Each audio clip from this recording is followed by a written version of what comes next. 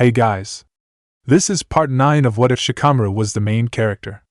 Hit like and subscribe if you liked this one, and also please check the author in the description. Let's start.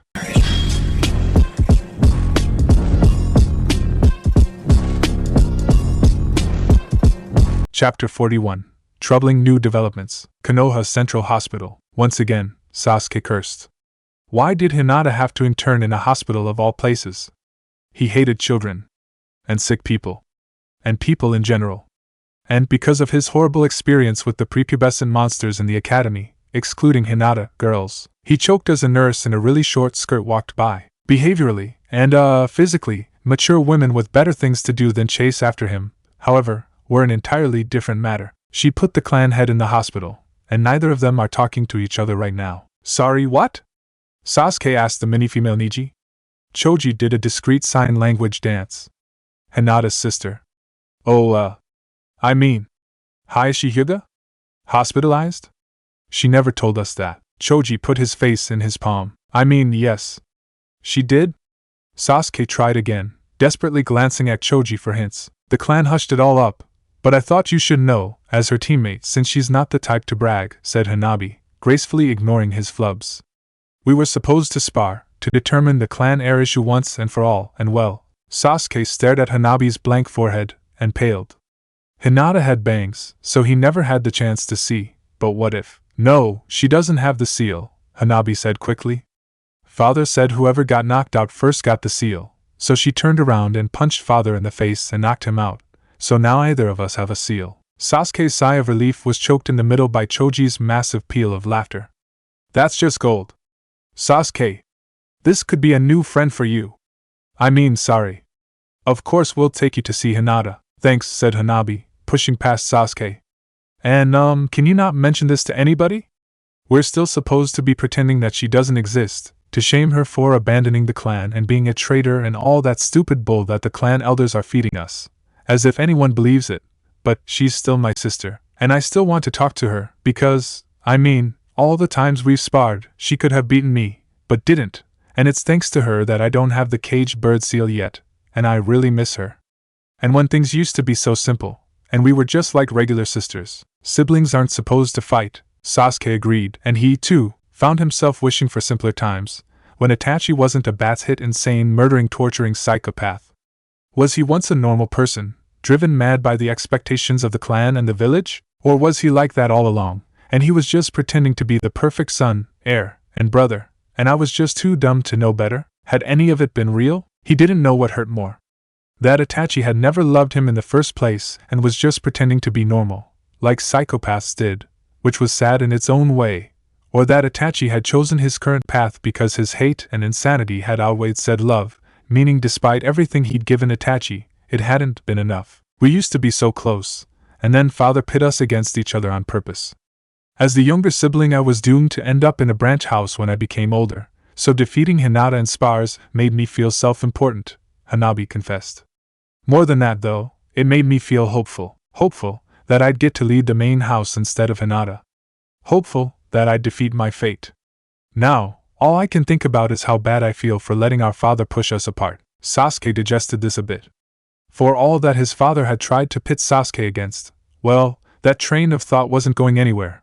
But the point was, Hayashi Hyuga seemed to have tried the same things with his daughters as Fugaku Uchiha had with his sons, a little bit of friendly sibling competition, so that each would strive to do his or her best. The problem was neither one of the two clan heads seemed to know the meaning of the word friendly, or siblings. Despite all that, Hanabi still seemed to be a nice enough girl who looked up to her older sister, just like Sasuke had been with Itachi before Itachi decided to snap and go kill everybody for whatever reason. Maybe Fugaku and the rest of the clan had dripped on his head way too much? Sasuke knew that Itachi had been under a lot of pressure since he was small. It was why he had been forced to rush through the academy, to join ANBU at an age before most kids graduated from the academy, to never make any mistakes, ever. If only I could be like you, Sasuke muttered. He wondered where his torturing, murdering brother had gone. Things would never be the same in the Huga clan, but at least there still was a Huga clan. Contrary to what the Huga clan elders might say, she had committed no crimes. Sasuke admired Hanabi for her ability to remain true to her sibling despite the odds. We were like that once, Sasuke thought. Itachi was the pride and heir of the clan.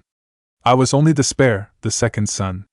I never let that stop me, though. I hated him, for what he did, for what he put me through, but never once did I resent him for being better at everything. Better trained, better liked.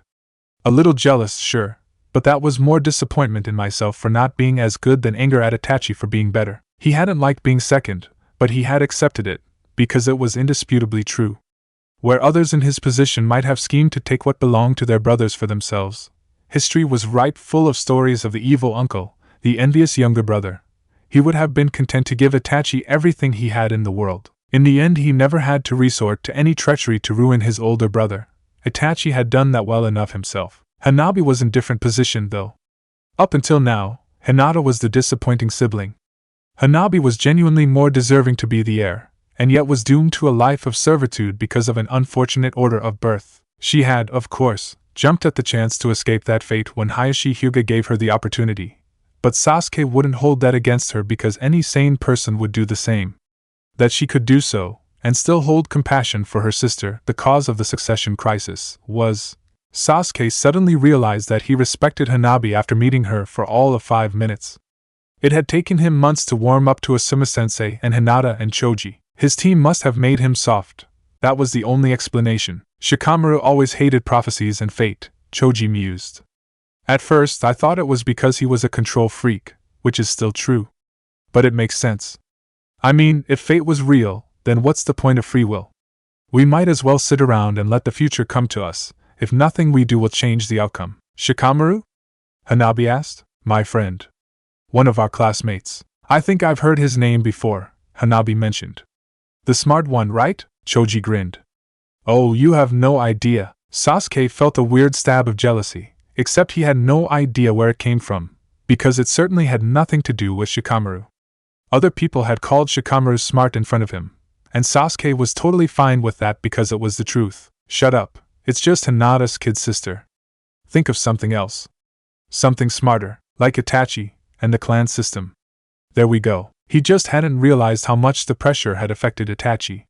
From Sasuke's point of view, Itachi had only ever been this perfect human being that lived up to those impossible standards against all odds, and who never made mistakes because he was the type of person who never made mistakes, not because he was afraid of backlash from his own family should he even step one toe out of line accidentally. Itachi always seemed like the type of person who treaded silently out of habit. Sasuke supposed, now, that the reality was that he only walked quietly because his entire path was lined with eggshells, put there by the clan itself. That didn't make his actions any less unforgivable. But Hinata had been in a similar boat here. Except that she hadn't gone and murdered her whole entire clan. Just punched her own father in the face and ran away from home. But she could have easily been an Itachi number 2, if her skills were that of an elite ANBU instead of just another normal genin, albeit one with a really mean right hook. You wouldn't think that about Hinata. She was always so sweet and shy and quiet. But then again, Itachi had been the best big brother in the whole wide world at one point in time, too. Father fed into that hope, always hinting that if Hinata didn't beat me soon she'd be the one with the caged bird seal on her forehead. Not me, Hanabi continued. Maybe that was why Hinata never won. Because the moment I lost to her, I'd be the one branded with the seal. Maybe Hinata kept losing, because she was hoping too, hoping that by the time she finally beat me, she'd be old enough to take control of the clan, and change up the system. Sasuke still hated Itachi, but he wasn't so blind anymore. All the more reason to stay away from his brother. Revenge would do nothing if he was going after a man who was so far gone he wouldn't even understand anyone else's feelings. Whatever Sasuke did to him, even if he killed him, it would mean nothing. He couldn't imagine getting a rise out of someone like Itachi, even with all the spite in the world. I don't want Itachi's death, Sasuke realized. I want his remorse. Justice means nothing if the judge is executed without understanding their wrongdoing. And what about you? Will you? Sasuke asked. Well, Hanabi looked down, and when her face came back up there was a determination there that hadn't been present before. I suppose I will. No matter who becomes clan head, things have got to change. Sasuke, Tsunade, and I all agree that the Hyuga clan needs to change, said Choji. It starts with you and your sister. Really? Hanabi asked, beaming. Yes, Sasuke said, even though they had never agreed to anything of the sort. Though, now that Choji had put it out there, he wasn't going to contradict him. That's great, Hanabi said. I thought I was the only one, but if 3 other great clans can back me up, then what my family's doing has got to be wrong. Do you think the Aburaim also? Hanabi, everyone in Konoha would agree that forcing 2 sisters to fight each other with the threat that the loser will be subjected to basically slavery for the rest of their life is a pretty messed up thing to do, Choji said, stopping in front of the door to Tsunade's mini-lab. Baby steps, he sighed to himself. Sasuke? Choji asked. Aren't you coming? And also because Tsunade scares the crap out of me. I swear, she makes all of her nurses talk to me on purpose, just to see me squirm. It didn't help that his growth patterns had left him currently about eye level with her seriously intimidating rack. As in, that shit can't possibly be real. That's a great idea, Tsunade said, stepping outside. She gave Hanabi a pat on the shoulder. Go on in, sweetie. I'll stay here with Sasuke-kun. Sasuke paled. On second thought, I just remembered I have to water my pet rock minus. I'll do it for you. All of your stuff is at my house anyway, Choji interrupted, like a filthy traitor. Because he was a filthy traitor, the filthy traitor. Tsunade-sama, Sasuke has always wanted a tour of the hospital, so, Choji, you filthy traitor. Sasuke screamed, over the sound of Choji's evil laughter. Wave country. We were technically qualified to do this, being de facto Chunin, but that didn't stop me being nervous. It was a B rank in a foreign nation, after all. Given the way our last B rank had derailed, I was wondering just how spectacularly this one would go. For all the trouble Lady Arakawa had given us, I considered Tanyu a good mission. Too bad they were so rare. Izumo could pass them my way if they came up, he couldn't make them materialize out of thin air. At least Konoha had been extremely successful in installing a pro-fire country regime in Wave. Not that I was complaining about preferential treatment, but at the same time, I felt I was taking advantage of the space left behind by a man I had personally done nothing to remove. Konoha had simply been in the right place at the right time when Gato was killed. Although, we did deserve some credit for staying to clean up his mess. Certainly, the living standards of Wave had risen, now that they were being ruled by a bunch of people who actually knew how to handle money instead of a criminal who tried to keep it all for himself. Are you sure you can take this, young man? The cook asked. Even among ramen lovers, it might be too strong. I bit back a grin. At least one of us was enjoying his time here better than me. No way I'm backing down. Naruto yelled back. There isn't a single bowl of ramen I wouldn't love. Unless it's made wrong, but then it wouldn't be ramen. You won't have to worry about that, said the cook. We make the ramen right at the stand, so we know exactly what goes inside of it. It smells more fermented fish than ramen, Kakashi-sensei muttered, covering his nose at the newly arrived meal. Naruto, ever fearless when it came to matters of his bottomless stomach, went right in for a large bite, undeterred by the pungent odor. Smell, schmell. Naruto grinned. It tastes good. We were lucky enough to have arrived here at an optimal time. Long enough after their initial intrusion that the boiling pot had simmered down, but still close enough that they hadn't had the time to attempt a second attack. Kumogaku's foreign policy favored backstabbing over attacking, and money saving above all. Unlike IWA, and probably Suna now, they didn't outright hate us. Their let's go screw over Village X sentiment was neutrally distributed. IWA might attack us if they thought they had a good chance of winning. They learned from the last war, though. They won't be going into another war with us without an ally. IWA claims to have better soldiers, which they very well might, but Konoha surpasses all the other villages in raw population. Our success lies in our ability to replenish our losses, as well as our ideal of minimizing loss in the first place. Suna also hated us, and maybe would get their revenge sometime.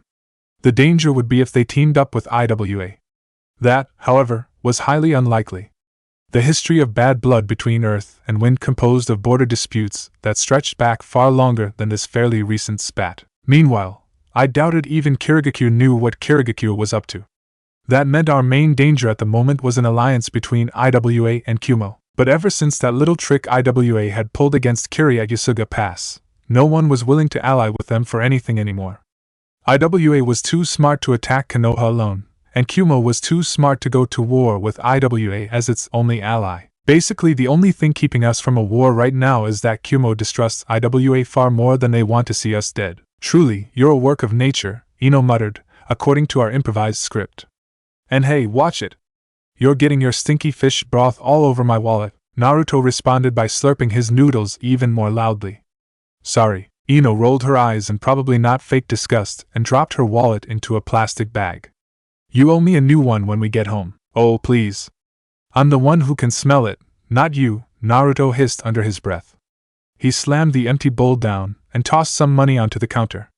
Thanks for the meal, work of nature, indeed, the cook muttered incredulously. Even wave natives sometimes have trouble with this delicacy. We spent the rest of the afternoon following Ino around into the most expensive stores and gift shops. Price-wise, they were middling level compared to Konoha, which had a much higher cost of living, but in comparison to where Wave used to be, this was the height of luxury. Finally, at 5 in the afternoon, a young, well-dressed couple bumped into Ino from behind. Sorry, darling, the woman gasped. We didn't see you. Oh no, the camera, the man muttered. The lens must have popped off when I dropped it. I had to give Ino credit where it was due.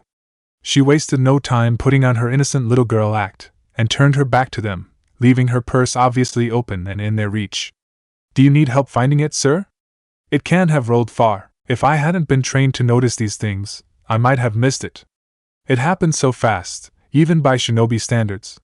The young couple spotted the camera lens, and right as Ino volunteered to get it for them, a shabby young man with a yellow scarf barreled past us and snatched Ino's purse out of her hands. Screams of "Stop, thief!" followed for a few seconds, and then the boy jumped a fence, dropping the purse as he did so. No doubt the highly distinctive scarf would also be found in a trash can not too far off. He took my wallet, Ino wailed, digging through her now empty bag, prompting a large group of sympathetic bystanders to offer their condolences to that poor little girl. As expected, in the confusion, the cute couple that had bumped into Ino before had disappeared. What a poser, Naruto whispered to me. I heard that. Compared to Kakashi's, Naruto's sense of smell was not as keen when it came to general scent identification. But when it came to ramen, he was accurate to the point of scary, and he wasn't even in Inuzuka. Maybe he has a sixth sense for ramen, like Guy has for me. It was this nose that led them to a little mountainside hut on the southern, undeveloped half of Wave. Also, lucky them, the breeze was always on their side today. Well, lucky for Naruto. And by luck, Kakashi meant Naruto's control over his wind-style ninjutsu was as impeccable as ever. Because luck didn't exist for him, unless it was in a casino, in which case luck meant cheating, making him the luckiest man on earth. In the dim afternoon light, he could barely see the three thieves from before, the young couple and their decoy minus huddled around a small pile of pilfered wallets and jewelry. I can see 5 guys through the windows, but I'm smelling more than that, Naruto said. 12, Kakashi corrected him. At least that many humans.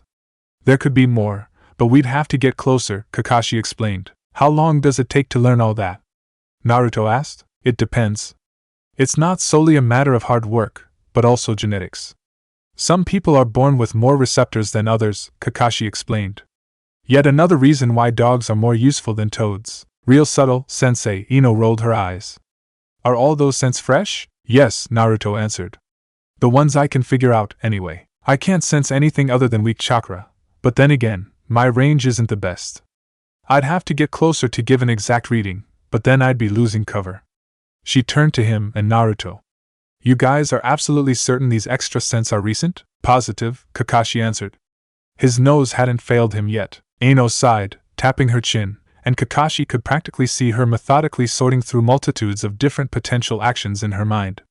There was a wonderful, raw cunning to her tactical style, as opposed to Shikamaru's ruthless efficiency or Naruto's wild unpredictability. He could separately give his 3 students the same scenario, and each one of them would come up with their own unique, yet perfectly plausible, plan. The best part was, they were starting to get to the point where they could accurately think in one another's shoes. If he asked them, in the same quiz, what sort of plan they thought their teammates might come up with, they could answer with about 75% accuracy. Civilian or no, we can't rush blindly into something while carrying limited intelligence. I don't want anyone here getting unnecessarily hurt. If there really are foreign nin down there, then catching a few measly pickpockets isn't much in comparison, she answered. I say we try to find a better point where we can observe them more carefully, and ask for backup if necessary. I'm pretty sure we can take them, but I want to eliminate any chance that we miss some guy hiding in the back, where the wind can't reach.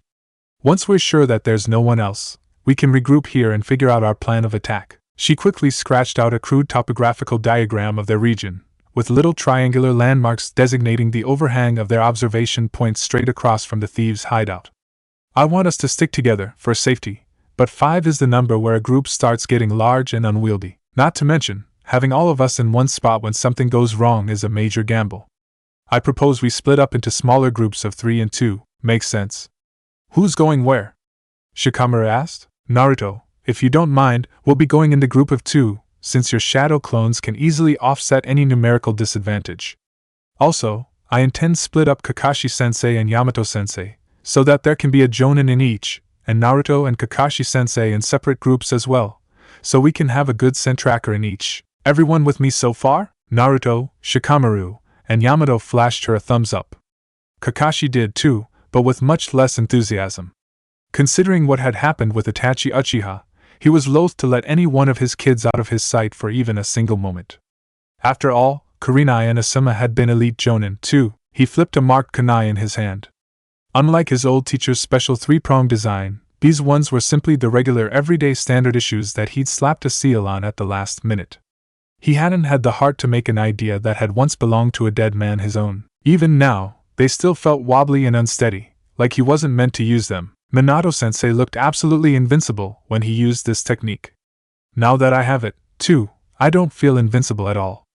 I still feel like all those other dime a dozen not-so-elite after-all Jonin who would get completely flattened when facing anyone S-ranked. For the sake of his students, however, he'd have to at least pretend that he was his usual calm, confident, unshakable self. It was expected of him. Before we move on to the part about the plan itself, does anyone object to their placements? Ino asked authoritatively. Yes, Kakashi thought. I don't want any of you to leave me. I want to go home. But he shook his head along with everyone else. He felt disgustingly immature and weak. It was incredibly disconcerting. Was it the truth he internally knew but was unwilling to admit, that he wasn't ready? The knowledge that he wasn't yet up to his former level of skill? That the Hokage had been right in his attempt to keep him home for another few months? No, that couldn't be it. He'd been perfectly fine, right, perhaps not perfectly, but certainly not so nervous, when leaving the village with Jiraiya. Maybe it was just the fact that he had his students to think about now. After all the drama and danger that kept following at their heels, he had a right to be constantly worried about them. But no, that wasn't it either. He was always worried for his amazing, perfect team, always all the time, so he was used to that feeling. He knew what the sense of worry for someone's well-being felt like, and this wasn't it. He could still feel that low, omnipresent, parental overprotectiveness swimming underneath his thoughts, underneath whatever this was. It was a nasty, sickly, instinctive sense of unease like his dogs would feel whenever a storm was near. Ino was still talking, pointing to her rough map as she did so. I want to position you two here. From there, you can scan around the outside. And on she went, reviewing the various field signals in case anyone passed outside of her range for her mind transfers, outlining backup plans B through E, highlighting the locations of a few thick spiny undergrowths that they could use to their advantage, and covering every base she or anyone else could possibly think of. Not even the muddy terrain escaped her notice, for all the emphasis she placed on capturing them alive so we can reintegrate them into society later. That girl was viciously thorough. For a moment, Kakashi completely forgot that he was supposed to be scared out of his wits. That's it. Everyone have their radios? Ino whispered. The 4 of them collectively gave her their affirmative. Then break. He, Ino, and Shikamaru moved over to the left side of the cave, and Naruto and Yamato went right. As he, Ino, and Shikamaru rounded behind their vantage point, they heard someone yell something about melons and tattoos, followed by a round of crude laughter, and then a shriek of pain. It was the last of the pickpockets, leaning against the back wall, mending her torn jacket with a red-stained sewing needle, while the man next to her hopped about on a punctured foot. She had been wearing only a tank top and some bandage wraps underneath it, so her chest was fully visible. Oh gods, he breathed, when her hair shifted and revealed the smooth skin of her shoulders. His head was burning. What? See something you like? Yamato's teasing voice floated into his earpiece. The exact opposite, Kakashi snapped, and, as if working with a mind of its own, his hand moved up to his own shoulder, where he, too, had an identical seal. Chapter 42, The River Runs Red. Jiraiya's secret office, which everyone seems to know the location of. Things were still completely screwed up and sound or whatever, shitty name for a hidden village, if Jiraiya had to speak the truth, which only meant more trouble for him. As usual. This morning, 14 squads of ANBU had found and raided yet another one of Orochimaru's secret hidden labs, bringing home armfuls and armfuls of crap. Now it was up to Jiraiya to wade through all of the nasty seal work he left behind. Or, well, the nastiest seal work. The regular things had gone through the ANBU sealing division, and all the stuff they couldn't figure out they sent to Jiraiya to figure out for them. They were not incompetent, but sadly for them Orochimaru always enjoyed making his work more complicated than it was supposed to be. He had 5 desks piled high with the stuff, and he suspected that those piles would only grow over the next few months. All of that on top of that other project the Sandaime had given him, which also coincidentally involved Orochimaru and his ugly brain. And of course Kakashi, who was a special piece of work in his own category. Barring the already massive and still growing clusterfuck that Orochimaru had left behind in his temporary death, the whole situation was made even worse with the realization that A. It would take months for Jiraiya and ANBU's Fuinjutsu Corps to get through all those decades of illegal research, and B. While Orochimaru had kept numerical records of how many cursed seals he had left pieces of his own soul in to ensure that he wouldn't be dead even if he died, he never kept records of his test subjects' identities, many of whom had successfully escaped with their lives upon news of his death/temporary incapacitation. Typical Orochimaru. He had never cared about individuals in particular. His old teammate wasn't one to think about whose lives he was ruining as long as he had all his numbers accounted for. Jiraiya wasn't sure when his friend had gone wrong. Exactly. Jiraiya himself had been too busy wrapped up in his own missions. What Jiraiya did remember was Orochimaru holding Tsunade as she cried over Dan's still warm corpse, Orochimaru shedding tears every time another funeral was held for a fallen comrade, and Orochimaru refusing to speak to anyone for a month when Sakumo had taken his own famous Tanto to the gut. He used to be a good guy. He used to be a good, compassionate person with loves, hopes, and dreams. Jiraiya pored through the details of the experiments and felt sick. When did you go so horribly, irreversibly wrong, old friend? Whatever. That old jackass could rot in a hole for all Jiraiya cared. Knock knock. Jiraiya turned in his chair, expecting to see Kakashi reporting in for another round of torture. Literally. He'd torture himself with the Hiraishin, and after that he'd torture Jiraiya by forcing him to lug him home. Not today, you little shite, I've already got enough to do, haven't you noticed? Instead, he came face to face with a very harassed-looking little boy exhibiting what seemed to be an eternally constipated look on his face, meaning he was probably an Uchiha. My name is Sasuke Uchiha, the kid said. Called it. So what if there was only one of them left in Konoha? Shut up. He was Jiraiya of the fucking Sannin, alright? So? Jiraiya said, implying in his very posture that family names, especially those of deposed clans, meant nothing to him. He was already dealing with one self-important little prick on a regular basis. He didn't need another one bringing even more cancer than was physically necessary into his already quite cancerous life. Thank you very much. The kid shoved his hands in his pockets. Tsunade told me to see you. About what? Jiraiya asked. His ears flushed. Well, one of my teammates was training with her, and she said you might be able to teach me about some things. Jiraiya gestured behind him. Sorry, kid, no can do. My schedule is already full. Stupid Uchihas. Thinking the world was out there for them to take on a silver platter. Jiraiya was not impressed. What Tsunade did was up to her. Did they really expect him to take up a student just because she had? He held out a note. She said you wouldn't say no. A letter of recommendation? Jiraiya snorted. Kid, you could be the sage of 6 paths and I still wouldn't have the time. But before he could finish his sentence, he caught a glimpse of what the note actually said. Please, Jiraiya, do your duty to this poor soul. If the brat is going to revive his clan, he has got to stop being such a total virgin. Jiraiya blinked. Once. Twice. And he started laughing his ass off. The boy turned red in indignation. It's not funny. Jiraiya grinned at him, still choking down his guffaws. I'm your Shursho kid. If I say it's funny, then it's fucking hilarious. Come on, he pouted, about to protest again, until he realized what Jiraiya had just said. Really? You're just going to say yes, just like that? Look, do you want to be my apprentice or not? Jiraiya grunted, getting up. Well, yes. Of course. I just didn't think it'd be this easy. Shut up, runt. We're burning daylight here. Let's go. But, where are we going? I need a break from this shit. Lesson number 1. What? Now? Yes, now. What are we doing? Teaching you how to stop being such a total virgin. Duh. But it's still daylight out. So, Wave Country. Ino's feet gripped the tree branch with extra force as she noticed all the color abruptly drain from Kakashi-sensei's face. Ino, he said hoarsely, we might have to call an abort. Ino's head whipped back around to face her sensei, who was still gripping his shoulder tightly. You can't feel it, can you? She asked quickly. Kakashi-sensei shook his head. No, Jiraiya did a fine job. This cursed seal, mine, is dead. But even without the Sharingan working, I can tell you right now that theirs, he pointed down to the group of pickpockets, are not. How did we miss that earlier? Shikamaru grumbled angrily. The initial 3 we ran into and followed back here don't have it, Kakashi-sensei whispered. And a good chunk of them also have civilian-level chakra. Be careful, Shikamaru warned. The ground feels weird around here. You said there were 12, right? 5 out of the 8 in front of us are civilian level, and I don't feel anything from the 4 we can't see, Ino confirmed. It's only those 2 girls and that boy that have enough chakra for me to pick up. Those 3 are the youngest out of that entire group of thieves. Makes sense.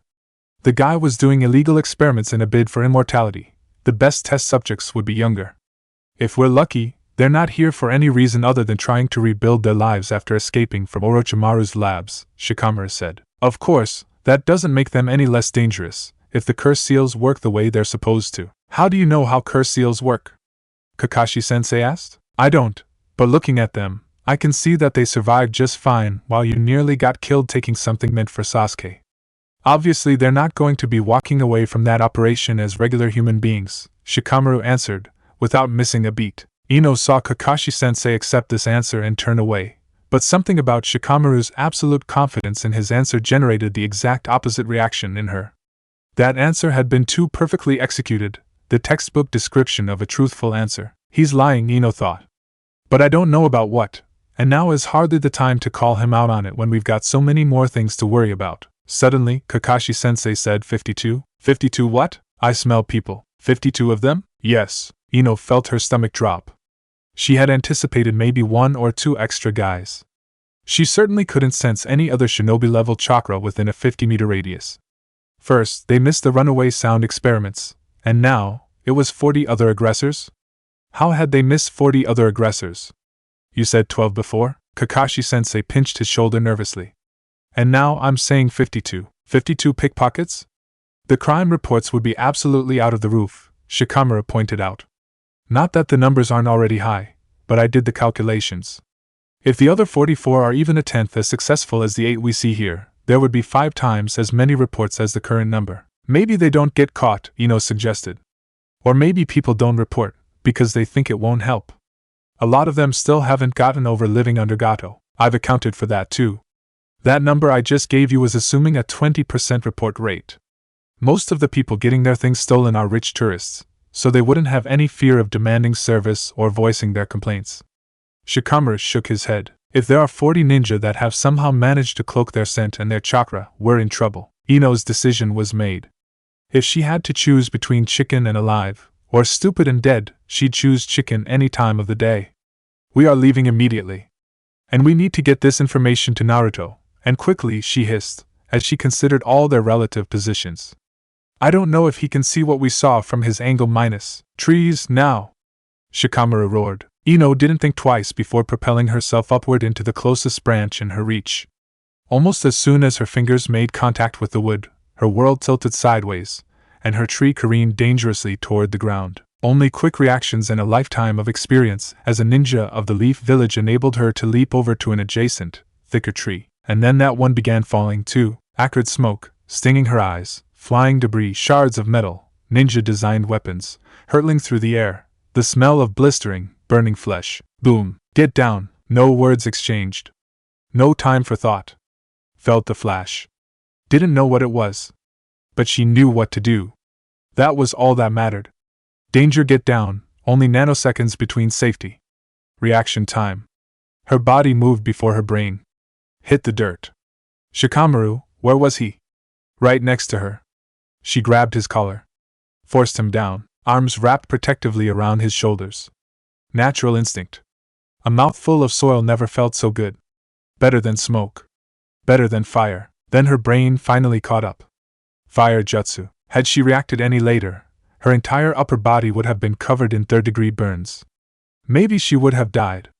But as long as she pretended that the whatever was happening in the compound was just their teacher being evil again, she'd live. Behind her, Shikamaru had erected an earth dome, as he habitually did every time Kakashi-sensei threw stuff at them when he knew they were in no position to dodge. There were explosions and smelly, poison, shrapnel raining down everywhere, not just their one spot.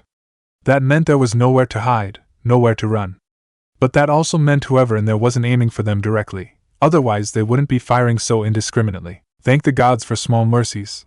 It meant that they were well hidden enough that their attackers didn't know where they were.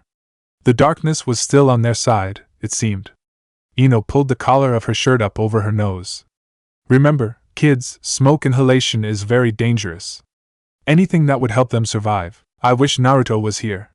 He's the only one of us who can use air jutsu. Below her, Ino watched in horror as the entire ground opened up beneath them in a giant, gaping hole. More of Orochimaru's creatures. This is bad, very bad. Kakashi-sensei and Naruto could smell the enemy, true, but it was her duty as the sensor of the team to pinpoint their exact location. Her range, however, was still too small, too inadequate, and with all the dirt in the way she hadn't realized they were there.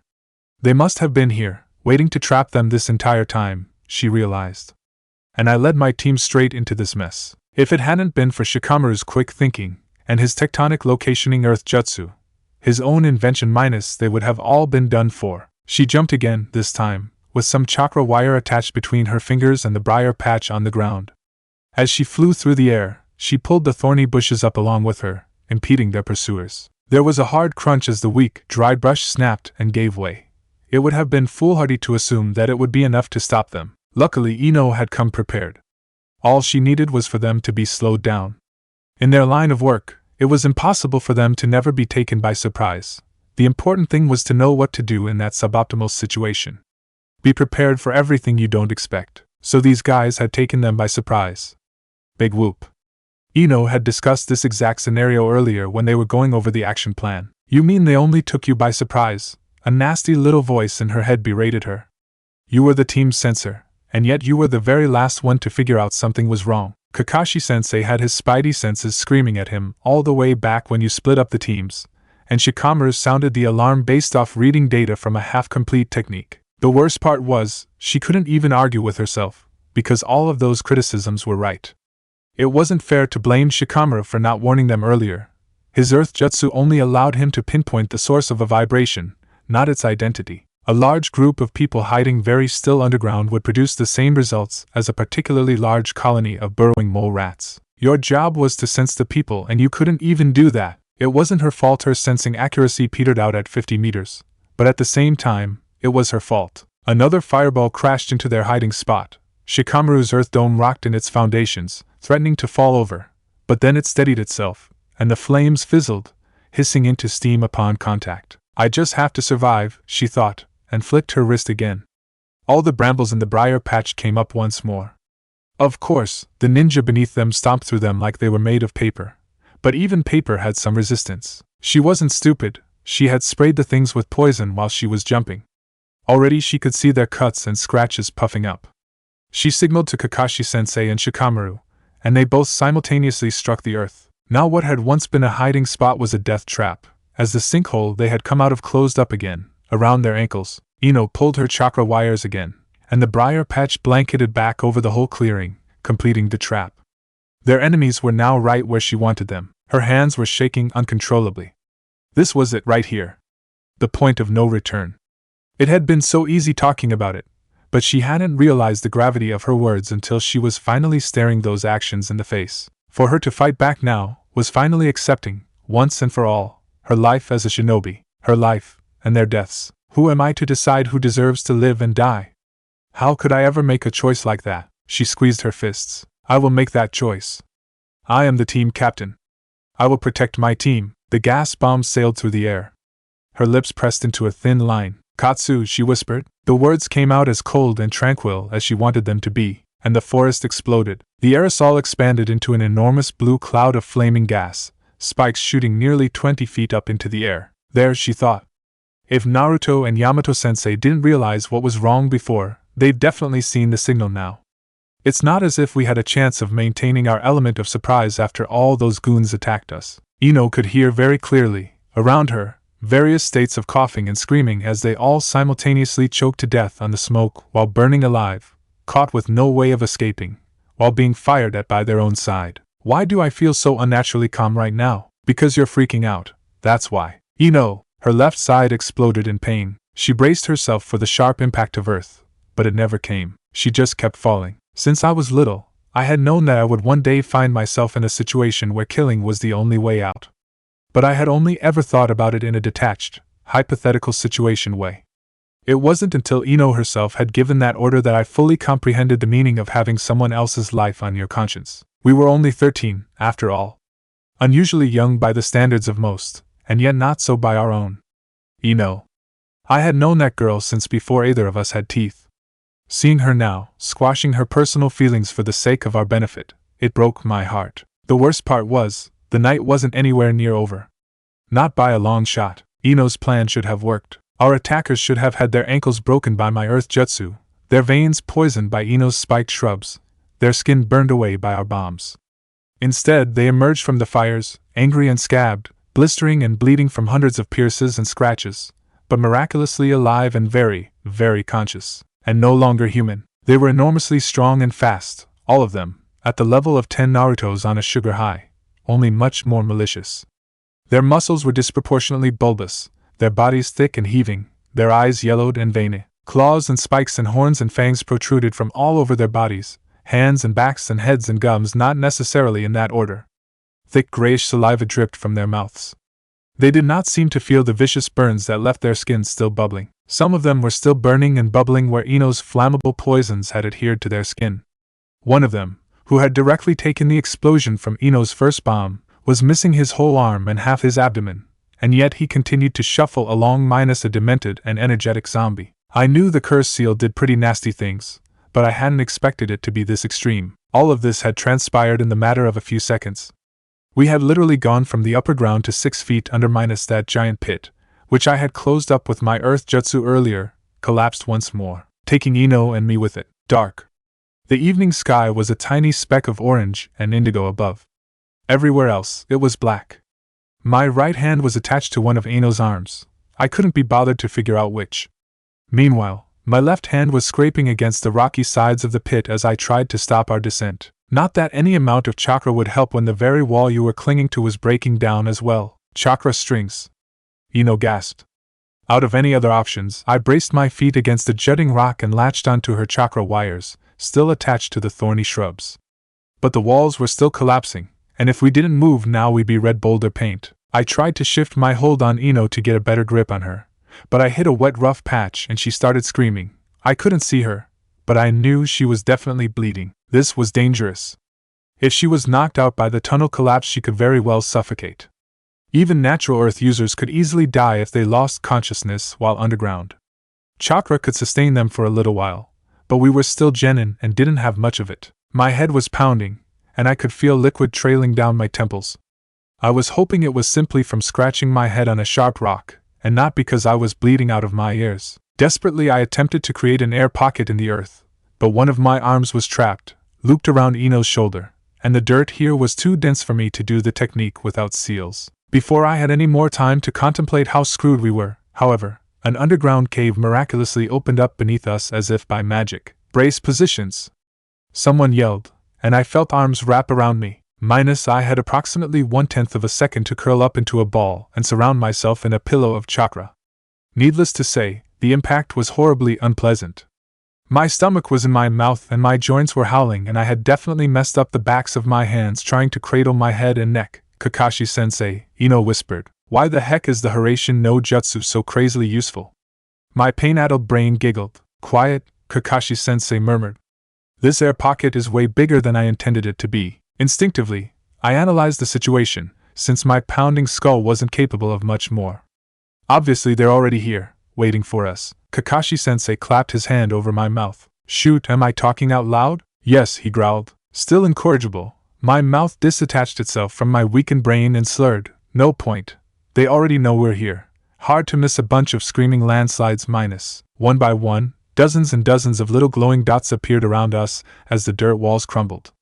A rain of soil and rocks sprayed down upon us while the remainder of Orochimaru's leftovers, hiding in ambush, burst out of their burrows. It was something straight out of a claustrophobic's worst nightmare. All of them were muttering something about a Sharingan. I couldn't tell exactly what because my head was pounding too loudly and my eardrums were stuffed full of cotton and I could barely see. Idiots, he doesn't have it anymore. You're all wasting your time. Leave us alone. A terrifying rumbling interrupted me when the entire cavern violently tossed us back and forth, vibrating in all directions enough to make my teeth crack and my mouth bite itself and my jaw go slack. Next to me, Ino's muscles were tightening, and though she said nothing, I could only imagine how much pain she was holding down. Let's see, the amplitude was too small to be an earthquake. Something on this scale would be a large rock coming loose at best. The back of my head felt the rumble about 1/100 of a second before either of my hands did, and judging by the intersection of their radii, square root of the squares of the horizontal and vertical components, meaning the source of the shaking came from. In the back of my mind there was this vague sense that I was being significantly stupider than usual, that I shouldn't have needed to explicitly think about such a simple geometry calculation. But my head hurt too much for me to be making any sense of the situation. Everything around me moved like insects drenched in amber, limbs made from melting lead. Nauseous. Mouth full of cotton. Maybe I drank some extra strong sake laced with drugs by accident, and now I'm hungover and hallucinating and probably dead. I didn't know any more. Right above me, my head snapped up. Boulder. Falling. I did the only thing I could do. I grabbed Ino and threw her away from me as hard as I could. Kakashi-sensei screamed as if he was a wild beast gone mad. What's an Obito? I wondered. Something warm and wet and coppery exploded in my face. Blood, definitely blood, and then more blood. And more blood. And more. And more. Chapter 43. And they shall reap the whirlwind. Amigekure. I believe you summoned us here for an important meeting, Tobi-sama. With no small amount of glee, Tobi noticed that Nagato was trying his very hardest to stay civil. Naturally, this meant he absolutely had to prod him. Yes, Tobi has some very important things to say. He bounced up and down in his chair, making sure to use the third person like a cutesy 5-year-old girl. 1. Tobi is a good boy. 2. Tobi is a very, very, very good boy. 3. Tobi is a wonderful boy who... Immediately, Nagato winced, having done this enough times to know exactly where this would lead. Tobi-sama, please, Tobi mock gasped. Tobi is not a good boy. Tobi made Nagato-sama sad. Tobi is very sorry, Tobi-sama, please. It is only the three of us, Konan interrupted. You do not need to pretend before Nagato and me. Tobi doesn't know what you are talking about. Tobi is a good boy and Tobi will listen to Nagato-sama because Tobi is a good boy. Will you stop? At this, Tobi completely switched his personality around. Relax, Nagato-sama. Honestly. All of that pent-up anger, that can't be healthy. Nagato rolled his eyes. And for your information, I actually don't exist solely for the purpose of making other people angry, Tobi interrupted sweetly, knowing exactly what the other was thinking. Perhaps we should get back on topic and discuss the truly important things, instead of arguing with each other like this, Konan suggested, as calm as ever. Like the rest of the Jinchuriki, for example.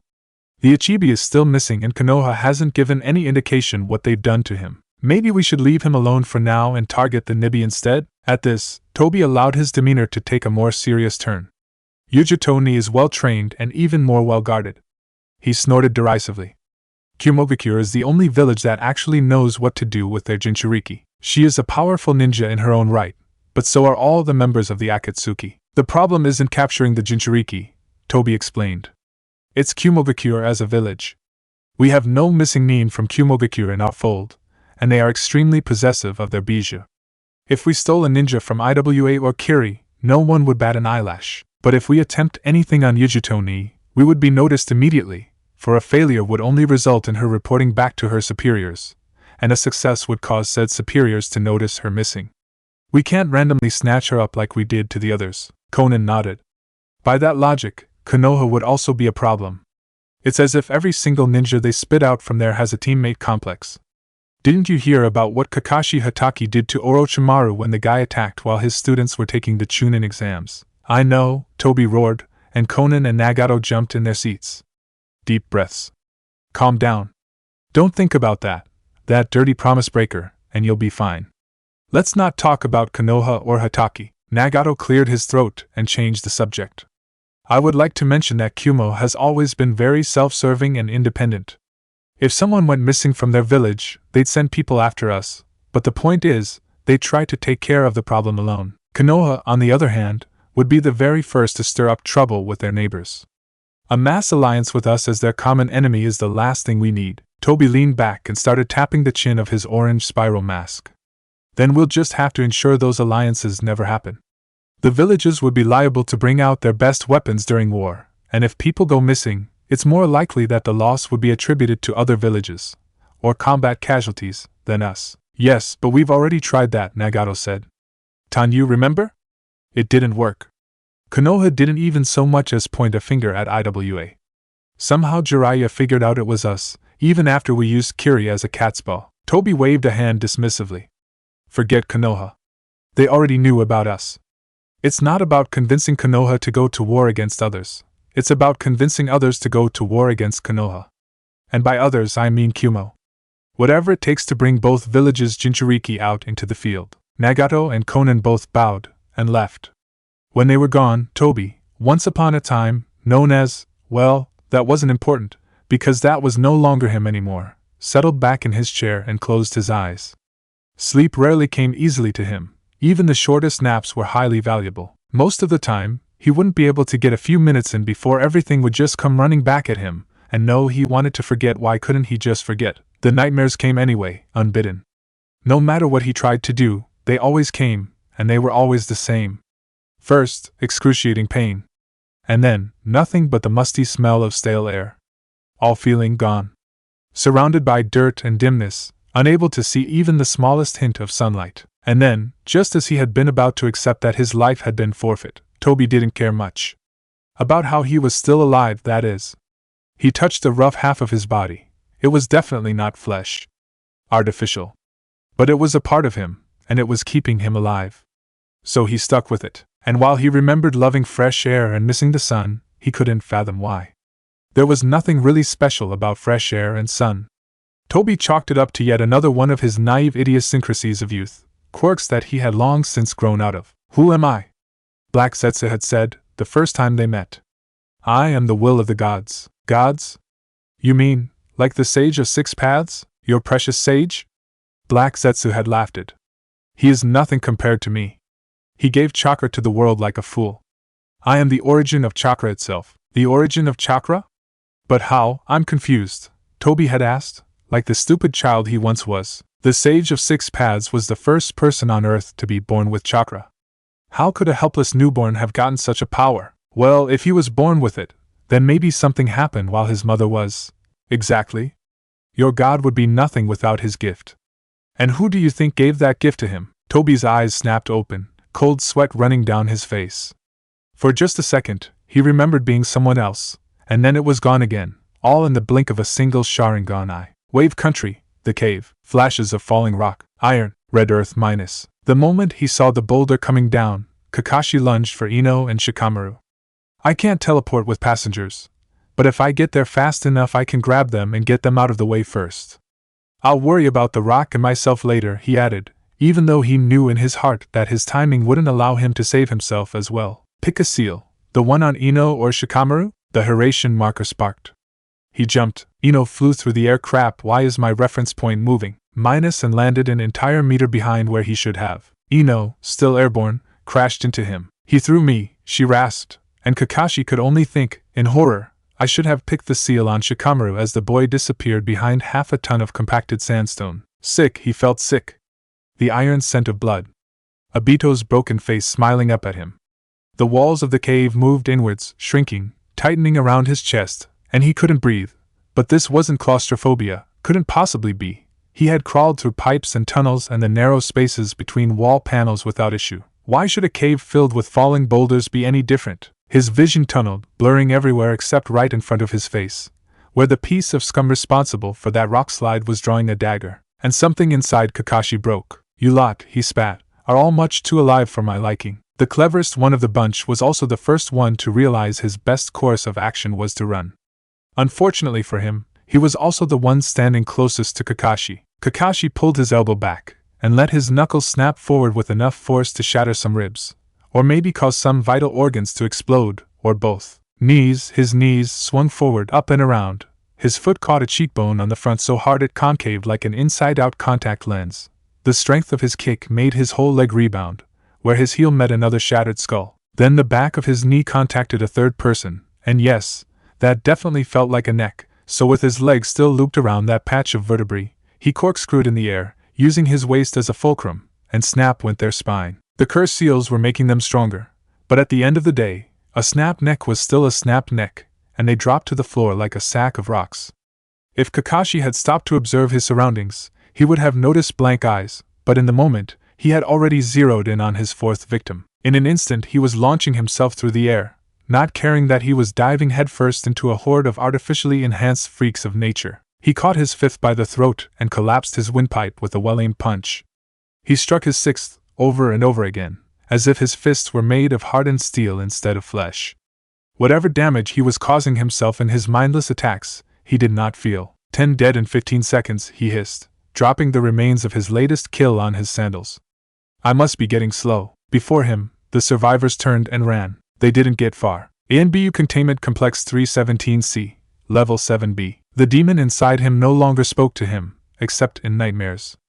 But the nightmares never lasted more than a few seconds at a time before he would be woken up by a feeling of burning chakra on his stomach, and when he did wake up he'd completely forget what the demon had been trying to tell him. All he could remember were short snatches of mother and sand, but otherwise, nothing. That was not mother.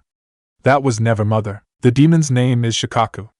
And your name is Gara. He had moved cells multiple times thus far, 11, if he was counting correctly, each one bigger than the last. He had lost track of how long he had spent in this place otherwise. Every cell they gave him was comfortable, and they always put some sort of genjutsu on the walls to make it more interesting. They adjusted the lighting, too, to imitate sunlight during what was supposed to be day hours and starlight at night. Gara wondered why he felt so accepting of this situation. He had heard many tales of men doing desperate things when trapped in one confined location for a long time. Maybe it was because he had never known any freedom to begin with. Besides, the people were decent to him. Most of the time, they would just sit there and talk. And listen, when Gara had things to say. Gara rarely had things to say, but the point was, they cared when he did. Somewhere in the back of his mind, his brain registered that he was still in a prison, no matter how well treated he might be here. But this prison was only a physical one. He had been in prison his whole life, even if he was outdoors. This was a step above that. That was what he tried to convince himself. One day, they promised, we'll let you out. We're just making sure that you don't relapse and try to kill everyone around you. Hope that one day he'd really be free. Hope was a foreign concept to him, but it wasn't entirely unpleasant. Just like the concept of people not screaming and running away from him. Konoha was different, obviously. In Suna, people regarded him with distrust. Well, actually, in Konoha, they distrusted him, too, but they gave him the same amount of distrust they gave Temari and Kankuro, so it wasn't about him specifically. The other kids didn't scream and run away from him, that was for certain, until he had started that bloodbath during the second phase, but no one really escaped to tell the tale then. He was never bored in this place, that was for certain. There was always something for him to do. Books. Cards. Board games. Sand and water. Clay. Plastic toy bricks. Paints. Origami. Movies. TV programs. Food. Paper and pencil, to put his feelings down on paper. He wasn't very good at it, but the blonde man assured him that he was getting better. He said his name was Inoichi. I suppose I should remember that. I haven't heard many names in this place. If he ever wanted anything, more knowledge, or a craft, or entertainment, or human companionship, all he had to do was press a button and speak into the box. Politely, of course. The first few times, they let him get away with just saying I want, but after that, they always insisted that he use would like and may I and please instead. Gara didn't see what the difference was, because those extra words seemed like a waste of breath for him, but he humored them anyway since arguing just brought more strife. No killing things here, Gara. No throwing a tantrum just because you can't get your way. If he ever did something bad, they'd take little privileges away. If the transgression was minor, like ignoring the blonde man, Inoichi, when he tried to initiate a conversation, they'd force him to be the one to talk first the next time he came down. If it was major, like trying to make up for Shikaku's absence in his mind in some violent way, they'd take away all the nice wallpaper and trinkets and force him to sit in the corner and think about what he'd done. He was getting a lot better though. They hadn't taken anything away recently. On the contrary, there were always so many things to do at any given moment that Gara often wished he had more time to just explore all of his options. So the fact that this entire time, he had been trapped between four walls, a ceiling and a floor, for 24 hours a day, 7 days a week, had barely registered. Until today. I want to go out, Gara demanded. Silence, please? Gaara added, perhaps a bit belatedly. He wondered if that would count against him. Inoichi tilted his head to the side. Again? You just spent the whole morning running around in the exercise yard. No, I meant out of here, he explained. Ah, I see, Inoichi said, making a mark on his clipboard. Why do you want to go outside? Gaara frowned. I don't know. I just do. You promised that you'd let me out one day. There was that sinking pit of despair again, one that Gaara hadn't felt since he was very small, when none of the other kids wanted to play with him. A childish sentiment. He didn't know why it was resurfacing now, and we will. Tell me, what are you planning to do once you go out? What do you want to see? Who do you want to meet? What do you hope to do? You need some sort of direction in your life, Gaara, or it will all be completely pointless. Inoichi always liked asking these hard questions, because they never had any right answer. You couldn't look up Inoichi's questions in a book. He had read many books during this time span, and he could say with certainty that none of them ever had any answers for Inoichi's questions, mainly because Inoichi's questions were always about him, and no one had ever written any books about him. I want to meet more people. Besides just you? Hopefully they'll be like you, though. And not, the others. Okay. That's reasonable enough. I'm sure there will be plenty of friendly people you can talk to. Anything else? Gaara shrugged. So you're not letting me leave today? Not right away, unfortunately. It's not your fault. I just have to do a bunch of stupid paperwork. Inoichi shrugged and grinned. Silly pencil pushing and all that. How about I make it up to you by taking you outside the gate tomorrow? Outside the gate. Gaara loved going beyond the fence. They didn't do it very often, but when they did, he got to climb trees and jump around and chase the squirrels. Yes, Inoichi made another mark on his clipboard. All right. But you have to promise me that you'll be good, okay? I promise I'll be good, he whispered. I won't lose control ever again, I promise. And I trust you, Gaara. Until next time. Wave country, the cliffs. Naruto's veins were ice, which was sadly ironic, considering he was surrounded by fire on every side. The air was saturated with a thick blanket of wood smoke and burning sap and the sharp stabbing acrid scent of ignited alcohol and formaldehyde and a million other chemicals he had no idea how to identify. His eyes filled up with tears and grit. His nose peeled itself raw. His throat was worse than the deserts of Sunagakure. Everything was too loud, too bright, too crowded, too hot and too cold at the same time. None of that mattered when Ino, Shikamaru, and Kakashi-sensei were nowhere to be found. Just a bunch of monsters with ugly snarling faces and beady honest eyes and feather-shaped tattoos of black ink spiraling across their backs and chests like an evolving fungus. And they were there but not Kakashi-sensei and Ino and Shikamaru. His lungs collapsed. It wasn't the smoke and fire. Naruto snapped his head up and barely managed to roll to the side as an enormous fist the size of his thigh came bearing down upon him again. The rock cracked, and it would have been comical, for the owner of said fist was only half his size, had they not been trying to kill him. Sparks erupted around his broken ribcage as the Kyuubi's magic did its work. Naruto smirked at his opponent's shock. Haha! You're not the only one with unreal healing abilities around here. The giant rhino thing swung his other fist.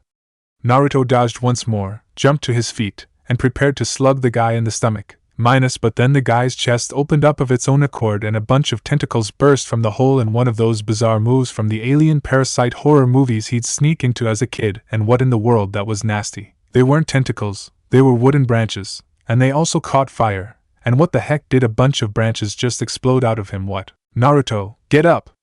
Yamato snapped. Naruto was yanked up by the collar and dragged across a patch of empty ground. And not a moment too soon. The moment he had vacated his earlier position, an entire porcupine's worth of quills filled his place. Yamato turned, and in one fluid motion buried a kunai into the skull of a woman with long spiky hedgehog hair. She was Jiraiya, only black hair instead of white. And she had lines of piercings all over her cheeks instead of face paint. She went down, jewelry clinking minus. She stumbled to her feet, forehead still dripping, and yanked the kunai out. The dribble of red became a spurting fountain. Naruto thought she was done for. The black marks pulsed, and the wound sealed itself. Asymmetrical, horrifying, monstrous, they were all monsters. They were crawling at him. Ino and Shikamaru and Kakashi-sensei needed him, and he couldn't get to them because these things kept getting in his way. They hurt my friends. They hurt them. I can smell blood on them. My friend's blood. A claw wrapped around his neck. It started squeezing the life out of him.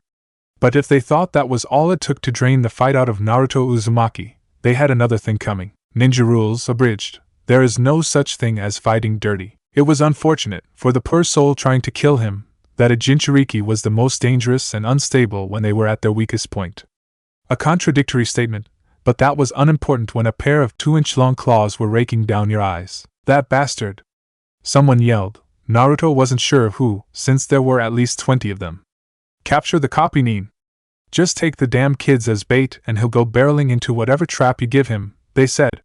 It'll be easy, Konoha and Nin are bleeding hearts for teammates, they said. Couple of dumb genin, my ass. What is that thing? One of the others screamed. That is not a freaking genin. His heel met something soft and squishy. Someone's gut. Good. He buried it deeper. His tongue scraped something sharp. Another arm wrapped around his head. He sank his razor-sharp fangs into it. The flesh gave way easily. His teeth kept going until it met hard bone. Hard bone became brittle bone. It cracked and broke too, spilling out the orange marrow. Shrieks of pain. He kept going. He felt tree branches wrapping all around him, draining his chakra. But instead of becoming weaker, all he felt was more chakra coursing through him in a never-ending flood, and splinters were flying everywhere, evaporating into smoke as they hit the flames, and he kept going and going and going because orange. Everything was orange. Splinters flew. They were the size of large twigs. They, too, were orange. He didn't know where Yamato was. The orange grew and grew, and his skin was burning, but his veins were ice. Wait, orange? Why was bone orange? On that note, why was everything as far as he could see orange?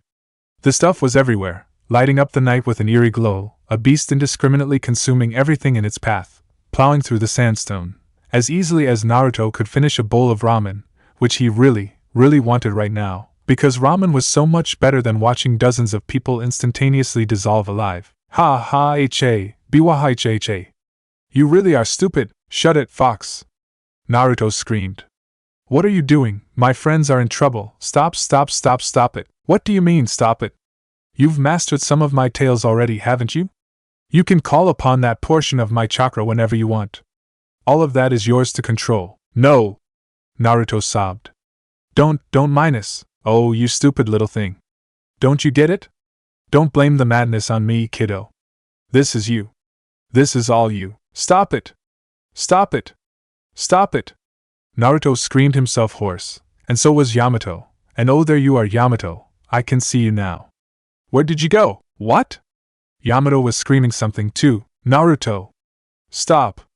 Stop! And he was going to stop. I swear I was going to. But then right in front of his face, one of Orochimaru's experiments was hobbling away, back turned to him, fully exposed.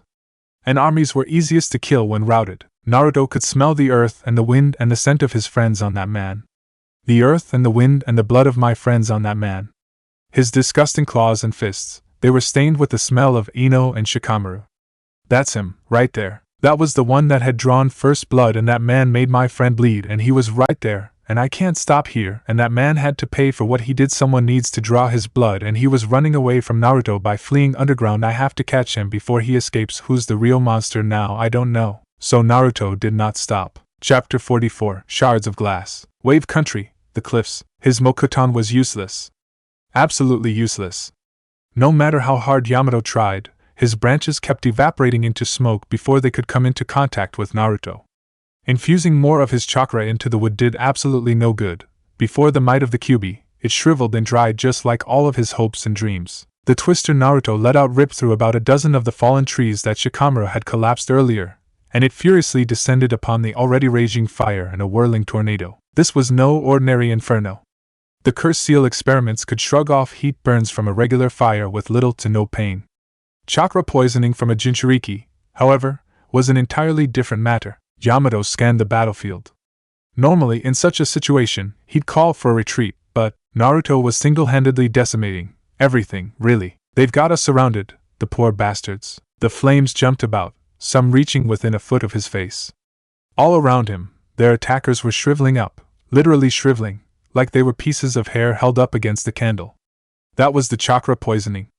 By all means, Yamato himself should have been incinerated along with the rest of them, but he felt none of the poison. Just the natural heat that any burning object emanated. He had no time to wonder if he was safe because the power of the Kyuubi's chakra was so concentrated that one had to be physically touching the flames to feel its effect, or because some remnant of the Shodame's genetics implanted in him was keeping him alive. No, not shifted, it was melting, solid rock. Melting. Yamato squinted through the thick black smoke in a last-ditch attempt to locate his ridiculously overpowered charge. What he saw made his jaw drop. No, he wasn't hallucinating. This was not scorched earth, nor was it the bright coloring of the flames contrasting with the dim lighting of the setting sun to play tricks on his eyes. This was definitely melted rock. Red, glowing, burning, whatever you wanted to call it, it was honest-to-goodness pure lava. Now, there were only a select few people in the world who had the lava release bloodline limit, and fewer still had fire release strong enough to melt rock. The fact that Naruto was clearly turning everything within a 1-meter radius of him to lava, without having mastered either fire release nor earth release, was nothing short of terrifying. Yamato rubbed his eyes to make sure that he wasn't mistaken, that all the ash in the air wasn't messing with his vision. Yes, a few fire users could unconvincingly fake boil release if they were near a body of water, but lava? It took a good deal more skill to liquefy rock than it did to make a little steam. Some idiot decided it would be a good idea to shoot a water jutsu at Naruto, like it would help, and got a face full of boiling steam for his trouble. Right before his eyes, Yamato watched the aged sandstones of the beachside hills of Wave Country transform straight into slick black volcanic glass. Lava release straight into obsidian, he gasped. This goes far beyond mere chakra combination Kekkei Genkai. Perhaps it was an accident, a lucky coincidence where the temperature range and timing of the cooling happened just right. However, when Naruto perfectly replicated the transformation, not once, but every time an enemy came at him, Yamato had to conclude that this was not a lucky accident. Naruto was very consciously and very deliberately using his wind-style ninjutsu to control the temperature and the pressure surrounding the rock. What resulted was a whirling tornado of razor-sharp needles, falling so fast they might as well have been raining sideways. Never before had Yamato seen someone with the ability to externally combine chakra natures in such an exact manner. It had been thought that a reproducible method to perform such techniques was impossible without a bloodline limit, and for good reason. Bloodline limits allowed chakra mixing internally, which was easy enough because the human body was mostly homeostatic. But consistently moderating properties like temperature and pressure on Earth, where it could rain, snow, or burn in the same place on any given day. Not a chance. Then there was also the critical baseline of chakra required for a successful merge. Creating steam with a fireball jutsu took 100 times as much effort as steam from boil release, and even more so for lava. It was already high enough for people with the bloodline limit. That level was at least 70% more for those without from merely a theoretical standpoint, simply due to the sheer amount of energy wasted from the natural energy and friction provided by the environment.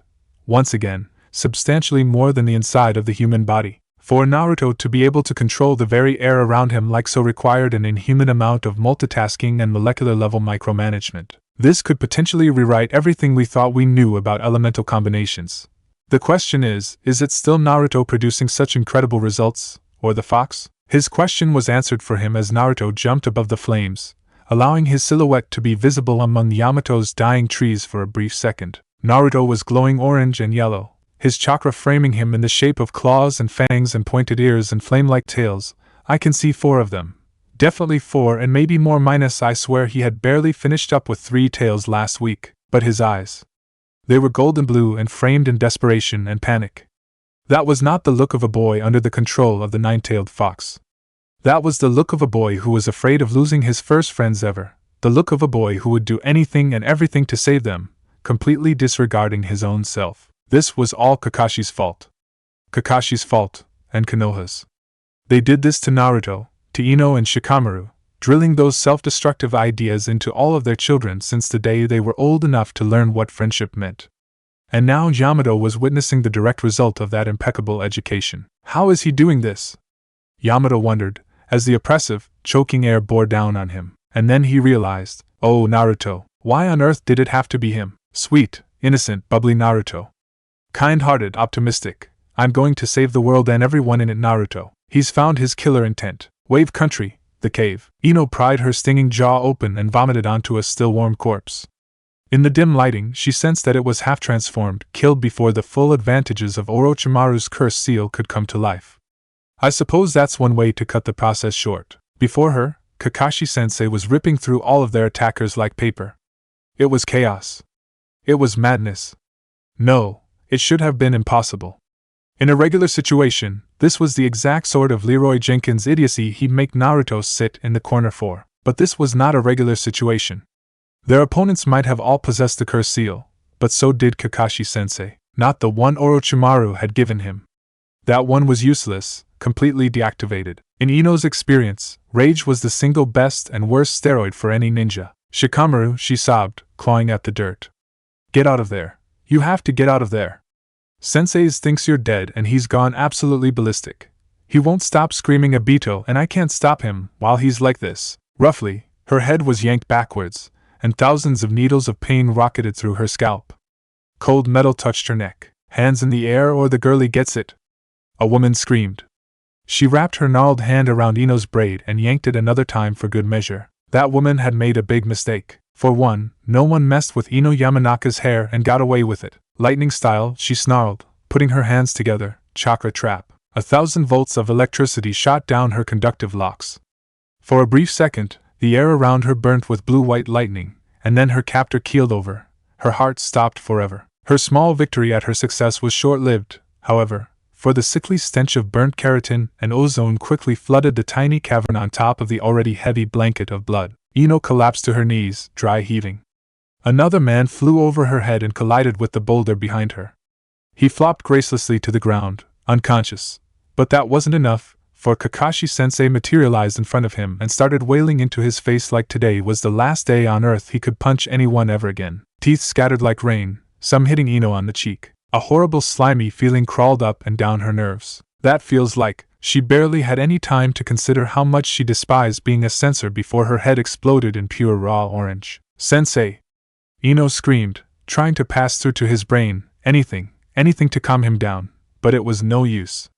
One look at the turmoil in there, and she was ejected back out again. This was no longer about defeating Orochimaru's leftover curse seal minions. The real problem lay not in them but in the nine-tailed fox. Sensei, you have to stop now. The Kyuubi, Naruto, he's lost control. You need to snap out of it, now.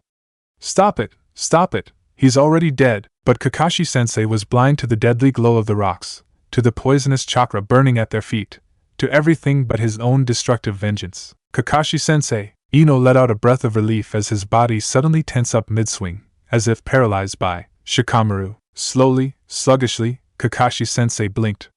His eyes were glazed over and dilated, and it was clear he still wasn't completely there. His leaden arms dropped to his sides, and he shook his head, drunken, waking from his trance. Ah, bye, Shikamaru! Ino corrected. Sure, are you? The shadow retreated back into the dirt. If it hadn't been for his familiar voice, she might have mistaken him for one of Kakashi-sensei's victims. He was still half buried in the floor of the cavern, face poking out of the sandstone like it was a swimming pool. In spite of the pain coming from her raw-skinned arms, Ino did her best to scratch away the hole where Shikamaru had buried himself. Kakashi-sensei was also robotically moving to help her, but the expression in his eyes showed that he was only helping her dig because she had told him to, and not because he entirely understood why. It was as if he still believed Shikamaru was dead, and had no idea their teammate had escaped underground. Eventually, they managed to open up a wide enough funnel in the ground to pull Shikamaru out. He was in bad shape. The sandstone had absorbed much of the impact around his vital organs, but his shins looked flattened and bent at unnatural angles. That was the limitation of the hiding like a mole technique. While the force absorbed by the rest of the stone floor prevented him from being squashed outright, it hadn't entirely dissipated all of the trauma caused by the boulder's impact. My head, Shikamaru grunted. Kakashi-sensei's eyes abruptly refocused at the sound of Shikamaru's voice, and his head wildly snapped back and forth. Was all of that minus? At least 3/4 of the horde was dead, and half of those dead were mutilated beyond repair. Those still alive were huddled at the far end of the cave, a few unconscious, and most so severely injured that they wouldn't make it past the next few hours. No, Ino said, wearing a fake smile that she knew wasn't fooling anybody. I was responsible for that one. She pointed to the woman she had electrocuted. Kakashi-sensei flinched. And you saw all of that? He was so scared, she realized. Scared that, after all the lengths he had gone to protect their innocence, he himself had been the one to destroy it. No, Ino lied, pointing to the lump of dirt where they had pulled Shikamaru out of. I was mostly staring at the ground. Seeing Kakashi-sensei relax so significantly, Ino didn't have the heart to foist any more emotional baggage on him. He was acting so normally, it was as if the past few minutes hadn't ever happened. But whatever was going on internally, Ino had no idea. Besides, it wasn't strictly true that watching Kakashi-sensei's not that little, tantrum was the only scary thing they would ever be exposed to in the world. More like just one more grain of sand on a growing pile, starting from their first meeting with Orochimaru up until now, and including Itachi Uchiha in Shikamaru's case. I think Shikamaru gasped, spitting dirt from his mouth. Fine. You could have died, Kakashi-sensei hissed. You were under there for who knows how long. Your nature might be your style, but even Rocknin, if knocked unconscious underground, can suffocate. Sensei, we're all going to die if we don't calm Naruto down. Ino yelled, jabbing a finger at the ceiling. If I can feel the Kyuubi's chakra this far down, what do you think it must be like at the surface? Kakashi-sensei blanched. We need a bijou containment seal. Fast. Ino clenched her fists. Can't you draw one here and then teleport up there and slap it on him? He shook his head. When he's this far gone, there's enough chakra present to interact with and change the environment. There's no single set pattern I can throw around here like I can with the Hiraishin no Jutsu. Every situation is different, and I need direct data to figure out what sort of custom design would work for this scenario. Shikamaru's eyes grew to the size of saucers. So you have Naruto's chakra and the state of the environment as variables, and both of them are dependent on both each other and themselves.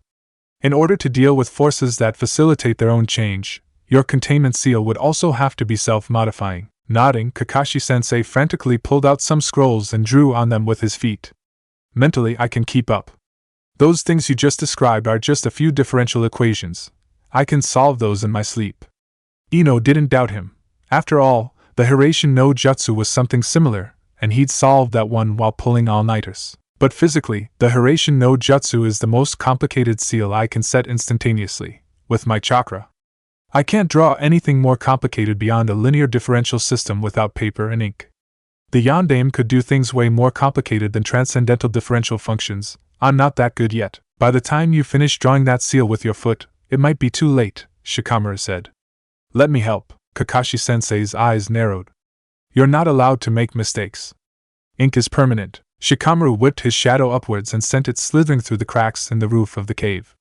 His mouth was pinched into a thin, determined line. Ink is used for seals because it's a good chakra conductor.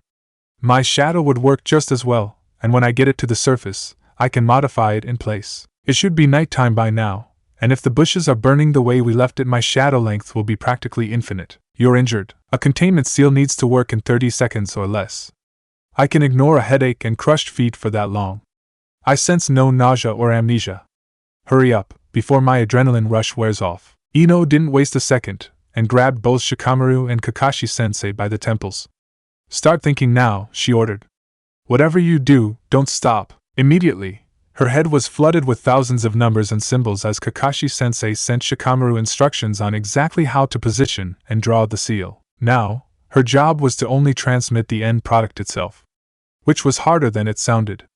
She understood less than 10% of everything Kakashi-sensei was throwing her way.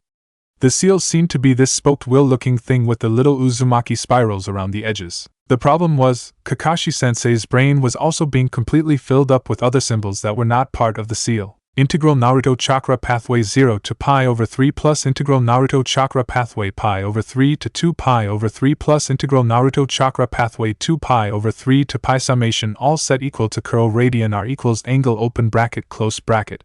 Considering the most complicated mathematical symbols she knew were x's and y's, the academy didn't teach anything necessary beyond basic physics. She had a hard time figuring out if all these curly things or upside-down triangles were just back-end computations, or meant to be important parts of the seal. As some minor consolation, it seemed Shikamaru was also struggling to filter out the important pieces. He was only blindly following orders, and even then it was only a matter of him being more familiar with the vocabulary than she was. Integral 0 to 2 pi Naruto Chakra Pathway Equation Directional X Integral 0 to 2 phi Naruto Chakra Pathway Equation Directional Y Set Chakra Block Gate Position plus and minus Intersection X Component 0.556 meters plus and minus Y Component 0.35 meters. Integral 0 to 2 pi total summation equation directional x integral 0 to 2 phi Naruto chakra pathway equation directional y set chakra block gate position plus and minus intersection x component 0.556 meters plus and minus y component 0.35 meters. This was the process of Kakashi-sensei figuring out, as fast as he possibly could, the strongest seal that would both efficiently dissipate the excess chakra in the region, as well as shut off its source. All of this in the span of less than a second. Shikamaru working together with her was just barely enough to keep up. She would filter out what she obviously knew, and Shikamaru took care of the more obscure stuff. And, having been friends with Shikamaru, Ino had heard the term genius thrown around so many times it was starting to lose meaning to her. Thinking back, Ino decided they should have at least given her some warning about what it would feel like to directly bear witness to the thoughts of a human calculator in real time. Oh gods, now Shikamaru knows his competition. A little sinking warning in the back of her head sighed. Her head hurt so much. Her mind was straining from the information overload. She was still too inexperienced with their family technique. She couldn't do this. She could feel her nose bleeding. No, focus. I'm fine, she snapped, as the flow of thought streaming to her trickled down to a bunch of "are you okay" statements. Shikamaru, Kakashi-sensei, get back to the task at hand and don't you dare worry about me. The cavern rippled. Kakashi-sensei shivered. Distraction error first quadrant collapsed imminent fix required. See, I told you. Don't let your attention waver. Ino ordered. I can take it. This is too important to make mistakes on, and so it went.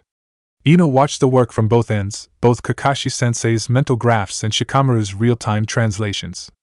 She saw Shikamaru's shadow, stretched out into a thin thread, curling and twisting into the exact shape of the loops and swirls and kanji that the jumping numbers in Kakashi-sensei's head ordered. She felt her arms and nerves and brain burn from the sheer speed of the transmissions. She felt her chakra pathways burn from the pain that Naruto, her poor, kind friend, was radiating everywhere. And gods, I should have just let him come with us. I should have never split us up in the first place. Ino held her breath. Slowly, but surely, the inside of the cavern cooled, and the heavy slime retreated from her spine. It was like the entire world was breathing one collective sigh of relief, as the pressure they didn't even know was all over the air completely lifted. Where there was once awful, poisonous heat, she only felt the cool, clammy subterranean air. Oh, thank goodness, Ino whispered. Her arms felt boneless. Her skeleton was made of jelly, too weak to support her weight. Her cheek met the warm stone floor. Make sure to take the ones who are still alive for questioning, she mumbled, unsure if anyone could properly hear her last orders. Those guys, she gestured, in a half-hearted effort to repeat herself. We have to find out who sent them. Then there was nothing but the agony in her skull and the pounding in her ears. Wave country, the cliffs. Naruto blinked. The orange was gone. He struggled, his feet glued to the ground. The paralysis lasted for several more seconds before he felt the locks on his hands and feet finally recede. Was that writing on the ground? It looked like the strange shapes that Kakashi-sensei liked to draw in the dirt when he was bored and wanted to practice his sealing. No, it was a shadow. But in the shape of a seal.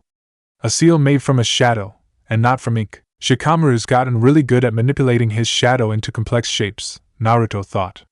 And then, Shikamaru. He must be alive. And so Ino and Kakashi-sensei might be, too, wherever they are. He wanted to jump and smile in happiness, but a prickling sense of unease stopped him in his tracks.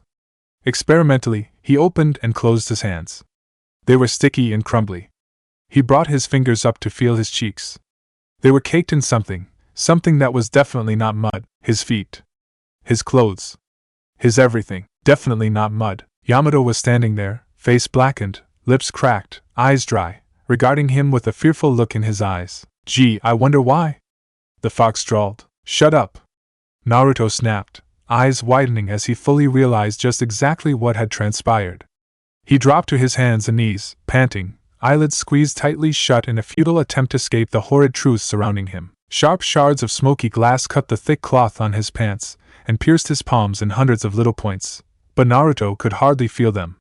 The pain they caused him were mere pinpricks in comparison to the awful truth. Blame it on me all you like, but at the end of the day, you know whose fault this really was, the fox told him, and Naruto was unable to stifle the little sob that escaped his parched throat. This was all him.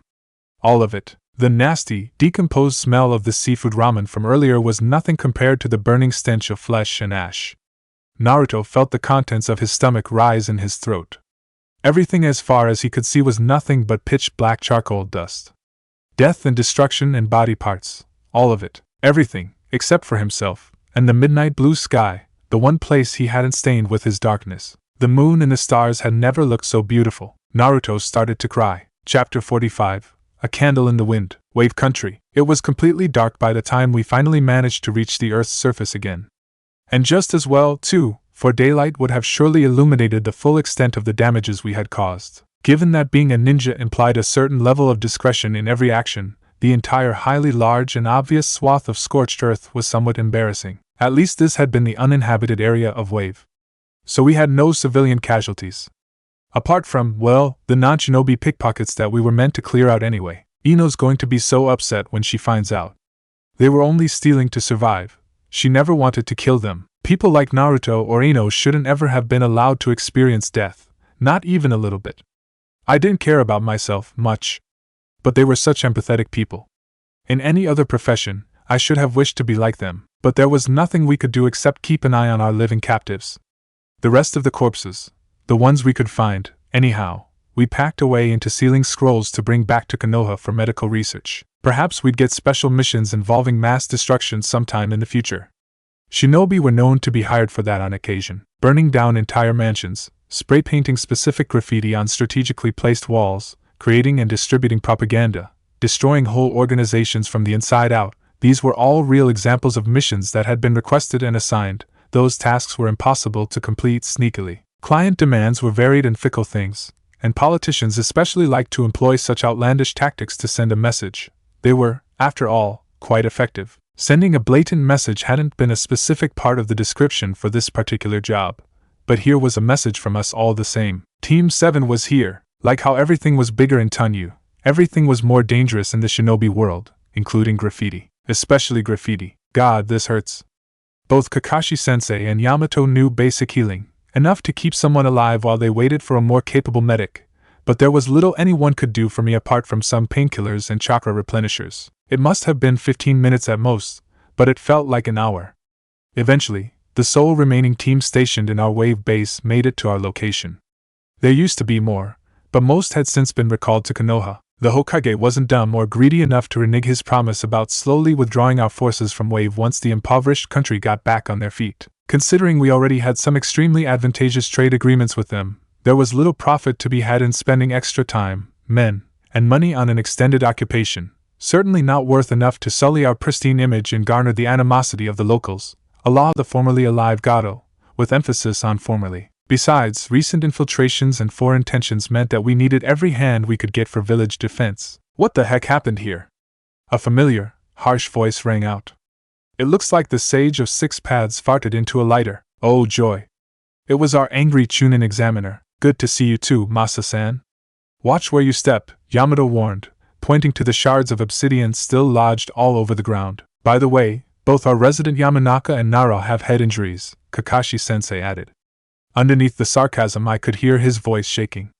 So if you guys have a medic, now would be a good time for them to get over here, said medic. A woman in her early 40s by the name of Seiki Juji was thankfully experienced enough to remain calm. Minor concussion, a bunch of broken bones, and some rather severe internal injury, but nothing I can't fix, she said. Under her palms, my cracked shins came back together, not without a great deal of pain as the bone fragments realigned themselves. But you'll need leg braces for the next few weeks to ensure they heal straight. There's only so much I can do. You'll be as good as new in a month, tops, if you rest up properly. And Ino, Kakashi-sensei reminded her. She'll be fine, she told us, running her green chakra over Ino's forehead. Nothing seriously broken, so she won't require casts. Anything else I should know about? Some superficial cuts and burns for me, but I pack salve and bandages. Same for Hataki, Yamato said. And that boy over there? She asked, jerking her chin at Naruto, who was curled up on himself, face blank and eyes unfocused, silent as a grave. Physically fine, except for a bunch of glass in his palms, knees, and toes, but, Seiki hummed sympathetically. First time, and second, and third, and let's just say, the explosion took out a lot of guys all at once, Yamato explained. Actually, more than a lot. Happens to everyone, young or old, inexperienced or veteran. Mostly it's caused by stressful battles like this one, But I once knew a guy who got a spike case simply from cabin fever. We were locked in this muddy underground bunker for months in Amigakure during a siege from that last world war, she explained. Taking another look at Naruto, she pursed her lips. He's a bit young though. Generally, 13-year-olds don't have to fight curse seal-enhanced men twice their age. I couldn't help but snark. I had read about spike cases before, though this was more Ino's area of expertise than mine. Generally, when they happened while in the field, it was dangerous.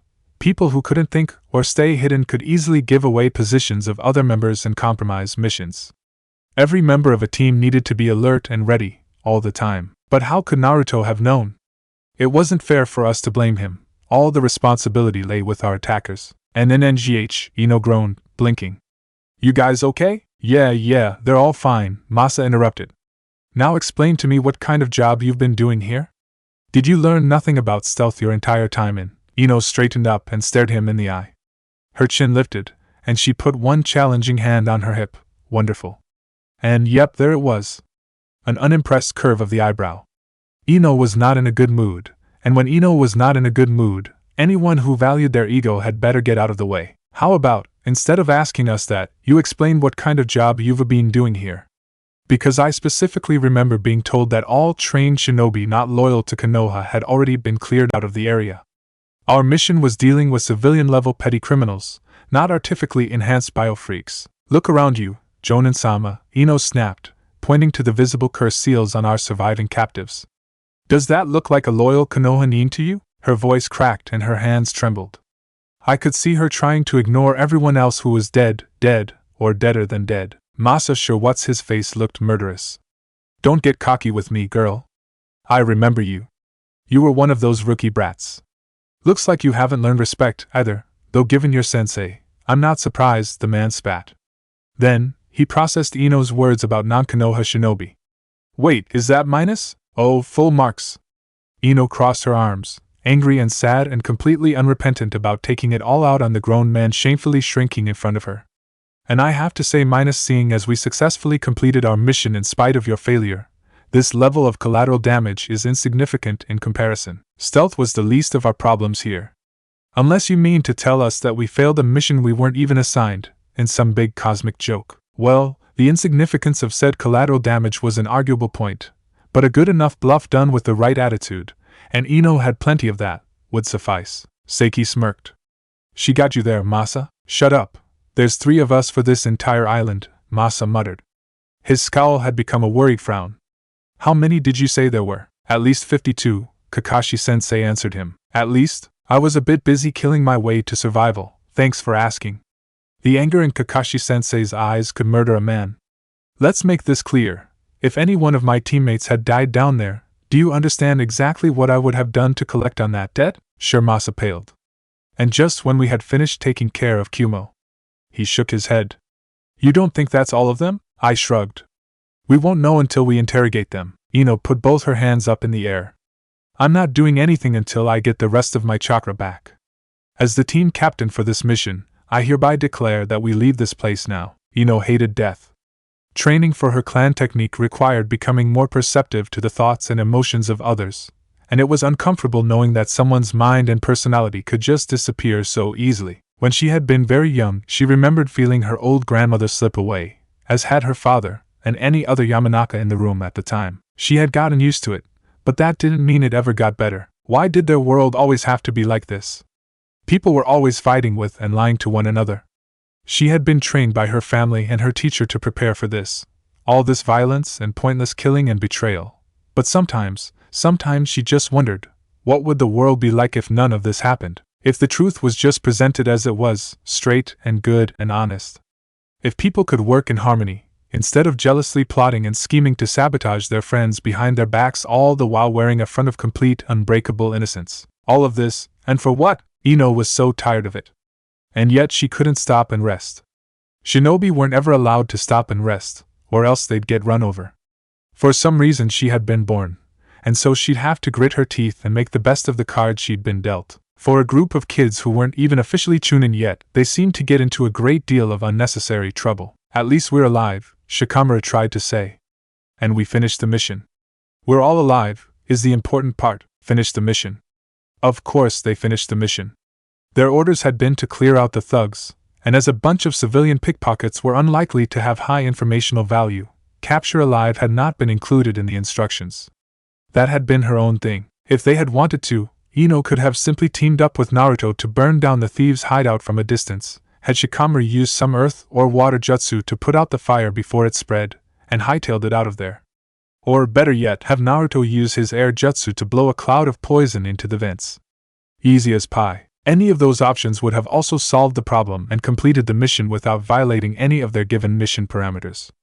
No thugs meant no crime meant a happier wave country, a happier wave country meant more support for fire country, and more support for fire country implied good things for Konoha. Killing everyone in that warehouse would have achieved the same results as taking them alive. In the grand scheme of things, a few corpses were insignificant little details, grouped into the much less humanizing label of collateral damage. The only implicit order ninja were ever given was to minimize accidents, because if they got the reputation for having too many civilian casualties, no one would want to hire them. But Ino wasn't one to think about some other person's life as an unimportant little detail, even if they were just some nameless thief or robber from another country. It went against her innate belief that everything mattered. After all, her clan technique operated on the consciousnesses of other beings, and if something didn't matter, why would it have a consciousness? Why would any of them be given consciousnesses, for that matter? Of all the billions of people in the world, of all the billion trillion whatever possible people that could have been, why them? They were important. They mattered. Death, a flying kunai, a bit of poison, too much water or too little oxygen, a tiny infected wound, a stab to the wrong place, was cheap. Life was not. Life was something that took time and effort to build, and it was something that could be easily swept away in a single moment of chaos, like a house of cards collapsing under the tiniest bump of a table. Ino was many things, but she was not some mindless, heartless murdering machine, even if wearing her Hittite automatically meant that she would brand it with the label of shinobi. Ino. How's the head? Kakashi-sensei asked. She grinned. Okay, but if I have to do that again, my brain might melt. I don't doubt it. That was a really complex sealing job even I'm scared of attempting on a good day, and both of you were injured at the time. That was nothing short of incredible. How's yours? Kakashi-sensei winced. I haven't had such a bad relapse in a while. No doubt the Sandame's going to force me to go see some A&B therapist. You could talk to me. They're going to make you have your first psychological checkups around this time, too. It's probably just going to be your father. Ino nodded. Why did blood and deceit have to be so normal? Why didn't people just realize that getting along was so much easier than not getting along? It didn't take much energy to verbally voice disagreement, but sending thousands of men out into the field, planning for wars, forming spy networks, wasn't that so much harder? Why didn't those old men all just sit down and have a real, heart-to-heart talk with one another? Ino could imagine it now, her, playing psychologist to all the most important politicians in the land, and treating each and every one of them to a nice good verbal smackdown every time one of them tried to be dishonest or catty, because that was what they all were, gossipy teenage girls, only on a grander scale. It would certainly save them all this trouble, hanging out in wave country, constantly wondering what would happen next, if the political plots that weren't supposed to concern them actually did end up concerning them after all. Naruto still hadn't talked. Wait, Ino said. I take that back. We're not leaving yet. She prepared herself for questions. Can it wait until we get back to Konoha? Or some variation of that? But everyone only shrugged. Okay, that means you too, Naruto. Naruto flinched. That's a reaction, at least. I mean it, Buster. Sit down. Naruto sat. Even without her mind transfer, she could still all the internal screaming going on behind his glassy stare.